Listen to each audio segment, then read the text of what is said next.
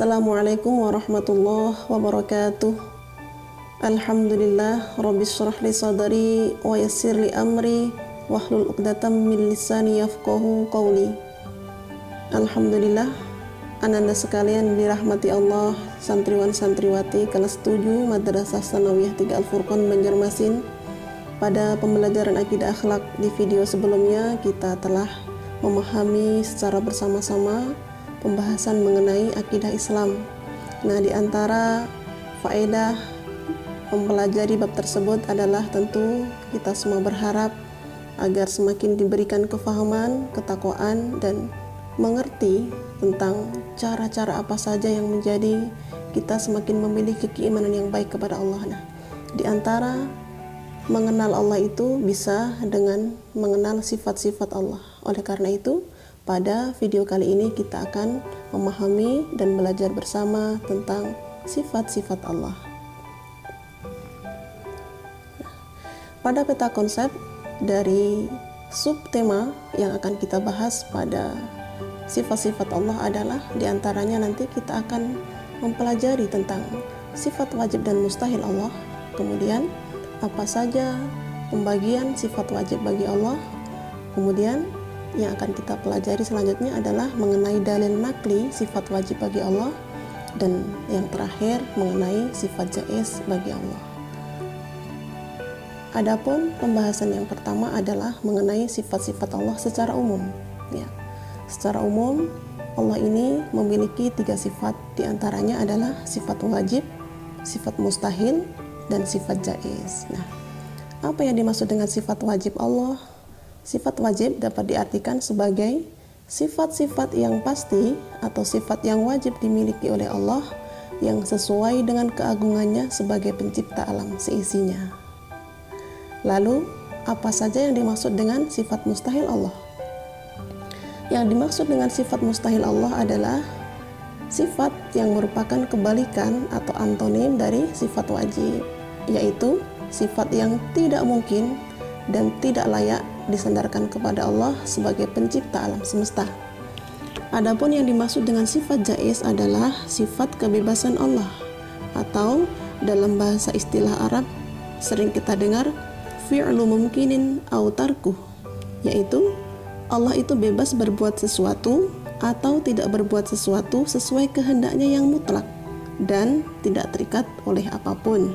Nah, dari ketiga pengertian mengenai sifat-sifat Allah ini, semoga kalian bisa lebih memahami dan mengerti perbedaan dari ketiga sifat-sifat Allah ini.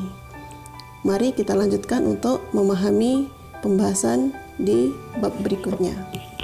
Nah, untuk memudahkan ananda sekalian dalam memahami perbedaan ketiga macam sifat-sifat Allah tersebut, pada tabel berikut ini telah disajikan dan diklasifikasikan dengan jelas tentang pembagian sifat wajib dan sifat mustahil Allah, yang nantinya sifat wajib itu dikelompokkan lebih rinci lagi menjadi sifat nafsiyah, salbiyah, ma'ani, dan ma'nawiyah.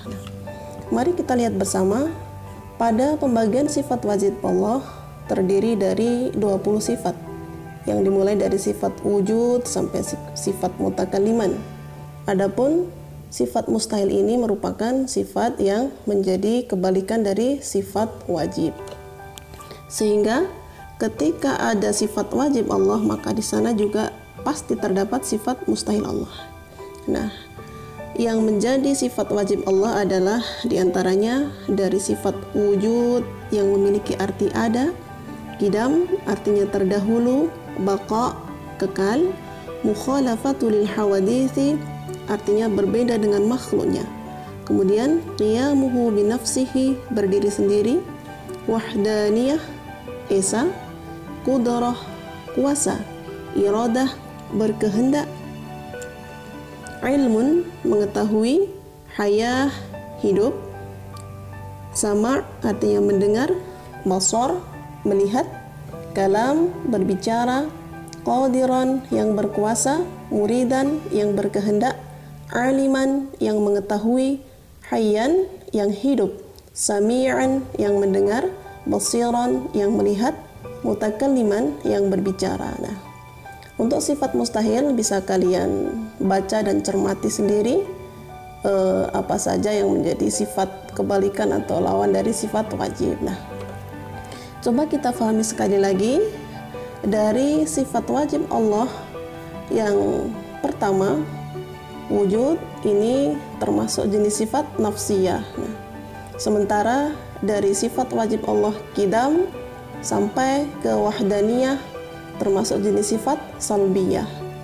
Adapun dari qudrah sampai kalam disebut sebagai sifat ma'ani.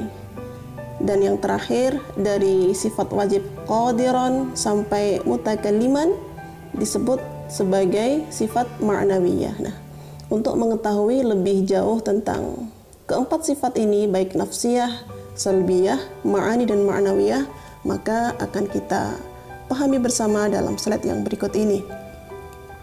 Nah, kita lihat bersama tentang pembagian sifat wajib bagi Allah. Tadi secara umum terbagi menjadi 4 macam sifat, diantaranya ada nafsiyah, salbiyah, ma'ani dan ma'nawiyah. Nah, adapun yang dimaksud dengan sifat nafsiyah adalah sifat yang berkaitan dengan zat Allah semata. Jadi selalu berhubungan dengan zat Allah. Ya. Sifat nafsiyah Allah ini hanya ada satu, yaitu sifat wujud yang memiliki arti ada. Ya. Kemudian yang kedua adalah sifat salbiyah. Sifat salbiyah ini bisa kita artikan sebagai sifat yang menjadi lawan atau antonim dari sifat nafsiyah. Ya. Sifat salbiyah adalah sifat yang menolak segala sifat-sifat yang tidak layak, yang tidak patut bagi Allah. Nah, mengapa demikian? Sebab Allah ini sebagai Tuhan, sebagai Rabbul Alamin, tentu memiliki kesempurnaan dan segala sifat yang di luar dari sifat-sifat yang selama ini dianggap lemah oleh manusia. Apa saja yang menjadi sifat salbiyah ini sudah kita bahas pada tabel sebelumnya. Bisa kalian baca sekali lagi di sini. Dari sifat salbiyah itu diantaranya ada qidam, baqa, mukhalafatul hawadithi, qiyamu bin nafsi dan wahdaniyah. Kemudian kita lanjutkan pada sifat yang ketiga, ada sifat ma'ani. Nah, apa itu sifat ma'ani? Sifat yang terdapat dalam zat Allah sesuai dengan kesempurnaannya. Nah, sifat-sifat ma'ani ini selain dimiliki oleh Allah juga manusia pun memilikinya. Hanya saja perbedaannya adalah ketika Allah memiliki sifat ma'ani, sifatnya tidak terbatas. Akan tetapi manusia hanya sekedar saja memiliki sifat tersebut. Artinya tidak ada kesempurnaan kecuali kesempurnaan yang dimiliki Allah. Jadi meskipun memiliki, sifatnya hanya terbatas. Dan adapun sifat yang keempat adalah sifat ma'nawiyah. Sifat ma'nawiyah ini bisa diartikan sebagai sifat yang selalu tetap pada zat Allah dan tidak mungkin pada suatu ketika Allah tidak bersifat demikian. Nah, kita lihat bersama dari sifat ma'ani ini berjumlah 7 sifat. Nah, untuk sifat ma'nawiyah juga demikian, ada sifat sebanyak 7 juga yang merupakan sifat yang selalu menyertai dan hadir dari sifat ma'ani. Artinya kedua sifat ini adalah sifat yang selalu hadir bersamaan dan tidak bisa dipisahkan. Di mana ada sifat qudrah, pasti Allah juga memiliki sifat qadiran. Ketika Allah memiliki sifat iradah, tentu Allah juga memiliki sifat muridan dan seterusnya. Nah, semoga anak-anak sekalian semakin lebih mengerti dari pembahasan yang sudah kita paparkan tadi. Kita lanjutkan untuk memahami tabel agar lebih memantapkan kalian dalam mempelajari sifat wajib bagi Allah ini. Nah, tabel ini menggambarkan dari penjelasan yang sudah kita pahami bersama tadi mengenai pembagian sifat wajib bagi Allah yang terbagi menjadi 4. Ada sifat nafsiyah, salbiyah, ma'ani dan ma'nawiyah. Adapun tentang pembagiannya atau macam-macam sifatnya tentu tidak berbeda dengan yang sudah kita jelaskan di awal tadi. Bisa kalian ulangi lagi tanpa harus ustadzah bacakan. Kita lanjutkan untuk memahami pembahasan yang berikutnya adalah mengenai dalil sifat wajib bagi Allah. Nah, Untuk mengimani sifat wajib bagi Allah ini, tentu manusia sebagai makhluk yang lemah memerlukan sebuah hujah ataupun dalil yang menjadi rujukan dalam berpikir, sehingga di sini diperlukan suatu sumber hukum yang bisa memberikan pencerahan terhadap ketidakmengertian manusia tersebut. Di antara dalil yang menjadi hujah dari sifat wajib bagi Allah ini adalah dalil nakli dan dalil akli. Apa itu dalil nakli? Dalil nakli adalah dalil atau hujah yang bersumberkan pada Al-Quran. Selain Al-Quran juga memahaminya menggunakan hadis yang menjelaskan secara normatif tentang sifat-sifat Allah. Nah, adapun yang dimaksud dengan dalil akli adalah dalil yang memperkuat keimanan seseorang tentang sifat-sifat Allah, sehingga dari wahyu yang sifatnya mutlak dari Allah ini, maka manusia dengan akalnya menjadikannya sesuatu yang terpadu sehingga tidak saling bertentangan antara dalil dengan penemuan yang dihasilkan oleh manusia. Mari kita bahas lebih lanjut lagi tentang perincian lebih jauh masing-masing dalil dari sifat wajib bagi Allah. Untuk sifat Allah yang pertama dari sifat wajib ini adalah wujud. Wujud ini yang memiliki arti ada. Dalilnya bisa kita temukan pada firman Allah di surah Ali Imran yang menjelaskan tentang keberadaan atau eksistensi Allah. Nah, kita coba cermati dan pahami bersama. Kita baca, A'udzu billahi minasyaitonir rajim. Allahu la ilaha illa huwal hayyul qayyum. Ya. Pada ayat ini bisa kita fahami bahwasanya Allah memperkenalkan dirinya sebagai Tuhan yang berhak disembah. Ya. Tuhan yang hanya berhak disembah oleh makhluknya, sebab tidak ada Allah melainkan Dia. Allah juga yang hidup kekal lagi terus-menerus mengurus makhluknya. Nah, dari sini sangat jelas sekali bahwa eksistensi Allah itu ada, dan itu bisa kita kuatkan dari firman Allah dalam surat Ali Imran ayat 2. Nah, selanjutnya, sifat wajib bagi Allah yang kedua adalah qidam. Qidam ini artinya terdahulu, ya. Kalaulah bumi ini dianggap terdahulu, tentu ada zat yang lebih dahulu memulainya. Siapa itu? Ya, tentu alam ini hadir tidak dengan sendirinya, melainkan ada Khalik yang menciptakan sehingga menjadi sebab keberadaan alam yang sekarang kita tempati. Nah, dalil tentang sifat qidam ini bisa kita temukan pada surah Al-Hadid ayat 3. Ya, kita baca ayatnya. Huwal awwal wal akhir wal zahir wal batin wa huwa bikulli syai'in alim. Ya. Dialah Allah yang awal, yang paling utama, dan yang akhir, yang zahir dan yang batin, dan Dia maha mengetahui segala sesuatu. Nah, tentu kita sangat meyakini pada suatu saatnya nanti alam ini mengalami kerusakan, sehingga satu-satunya zat yang memiliki sifat terdahulu bahkan tidak pernah rusak sekalipun adalah hanya Allah, karena Dialah yang memiliki sifat qidam. Ya, begitu ya.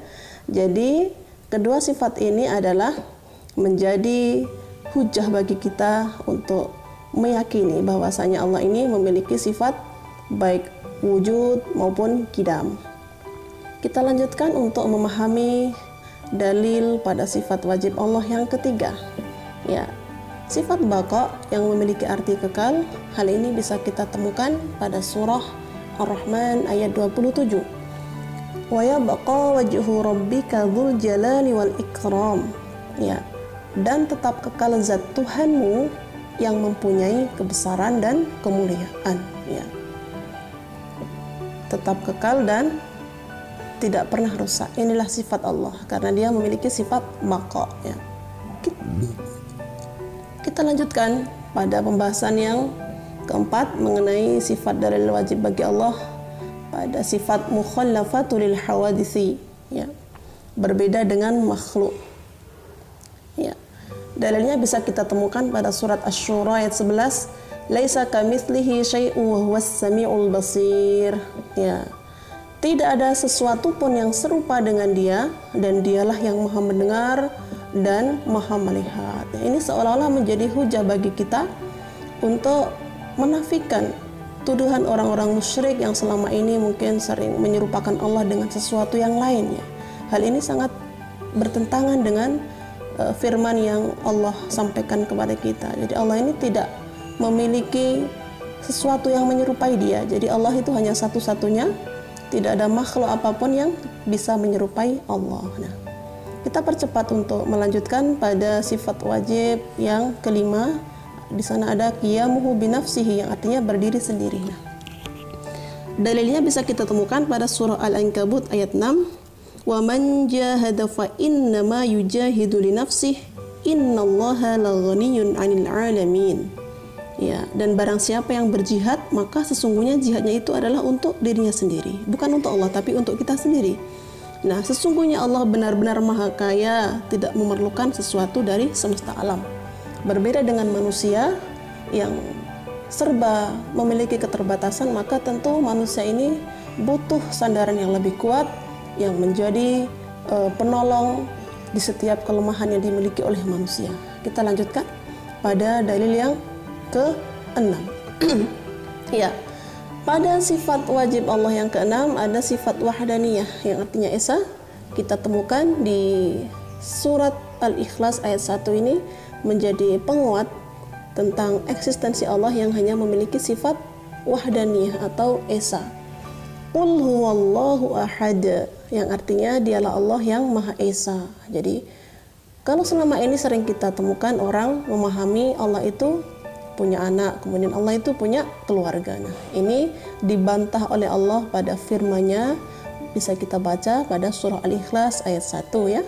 Nah, semoga anak-anak semakin memiliki akidah Islam yang kuat dari beberapa firman yang sudah kita baca tadi, tentunya semakin membuat kita menyadari ya, harus seperti apa kita menjaga keimanan kita ini supaya lebih hati-hati. Berikutnya adalah sifat wajib yang ketujuh, ada qudrah, yang artinya kuasa ya. Kita baca pada surah Al-Baqarah ayat 20, innallaha ala kulli syai'in qadir ya. Sesungguhnya Allah itu berkuasa atas segala sesuatu ya.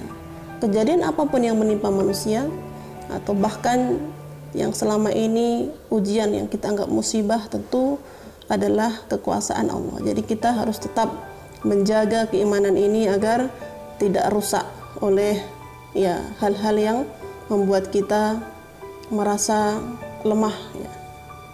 Kemudian sifat yang berikutnya adalah sifat wajib iradah, yang artinya berkehendak ya. Ini bisa kita temukan pada surah Yasin ayat 82. Innama amruhu idza arada syai'an ay yaqula lahu kun fayakun ya.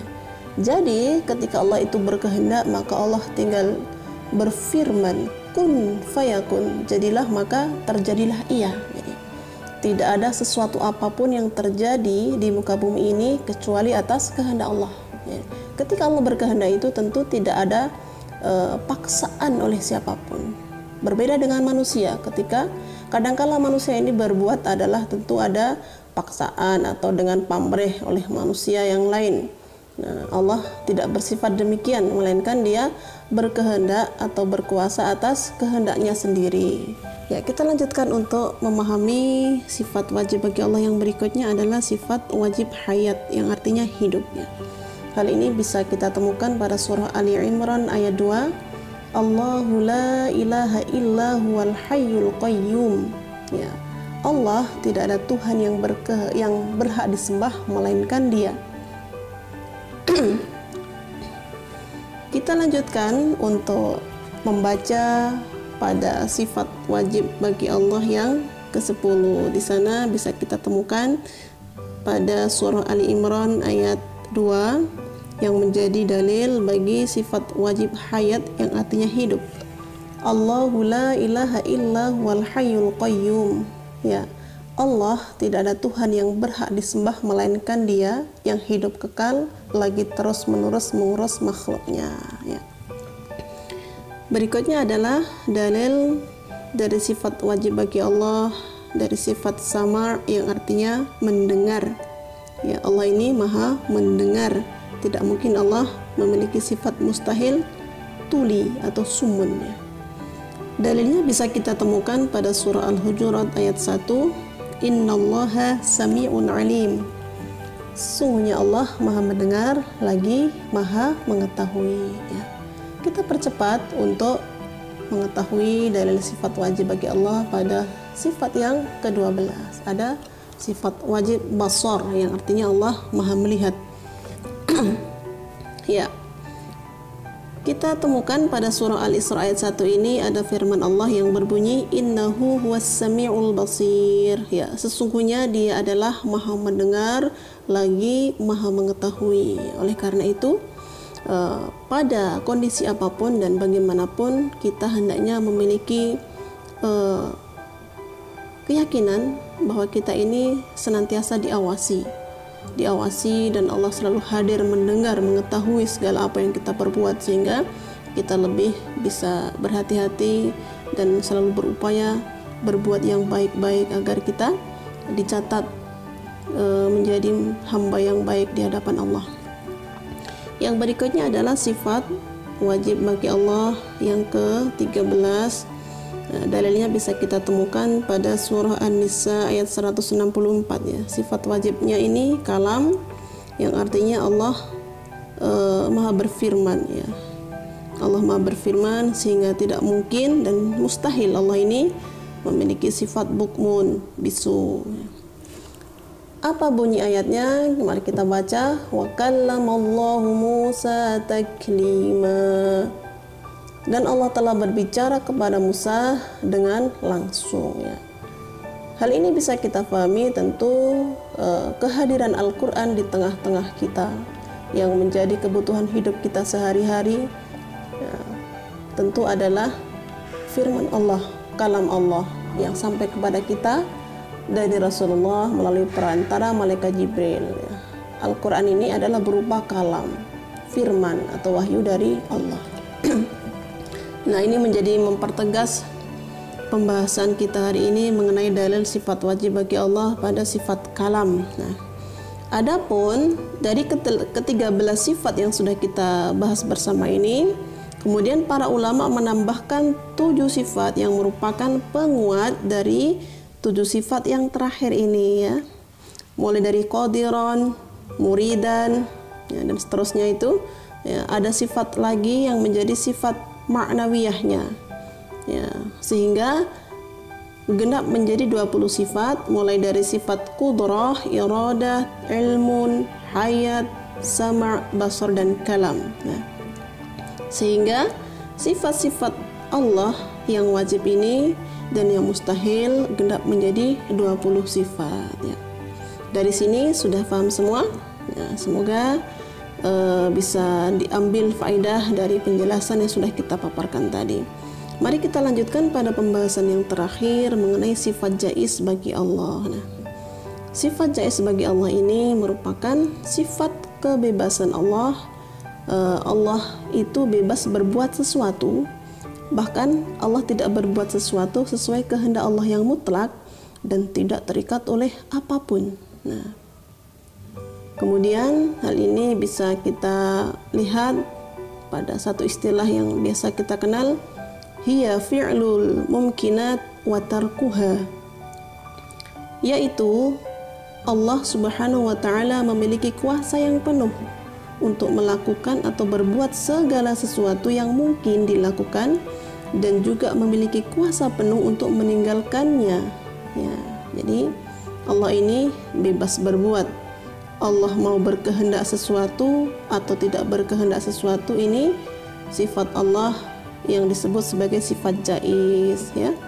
Nah, firman-Nya ada pada surah Al-Qasas ayat 28. Bisa kita baca kembali bunyi ayatnya, wa rabbuka yakhluqu ma yasha'u wa yakhtar ma kana lahumul khiyarah subhanallahi wa ta'ala amma yusyrikun. Ya, artinya dan Tuhanmu menciptakan apa yang Dia kehendaki dan memilihnya, Sekali-kali tidak ada pilihan bagi mereka. Maha suci Allah dan maha tinggi dari apa yang mereka persekutukan dengan Dia. Nah, dari sini bisa kita pahami bahwa sifat Jais ini menegaskan kepada kita bahwa segala kejadian apapun yang terjadi pada setiap hambanya tentu atas kehendak Allah. Karena dari sini kita lihat Allah itu memiliki sifat Jais, bebas. Allah menghendaki manusia itu bahagia atau manusia itu sengsara, tentu semua adalah kehendak Allah. Oleh karena itu, kewajiban kita yang paling utama adalah menjaga keimanan kita kepada Allah, sehingga apapun bentuk ujian ataupun musibah yang sampai kepada kita tetap menjadikan kita sebagai hamba yang beriman, karena kita sudah mengimani adanya sifat-sifat Allah ini. Dengan demikian bisa kita cukupkan pembelajaran kita hari ini. Semoga anak-anak sekalian bisa mengambil faedah dari penjelasan yang sudah Ustazah sampaikan tadi. Semoga bermanfaat. Atas segala kekurangan mohon dimaafkan.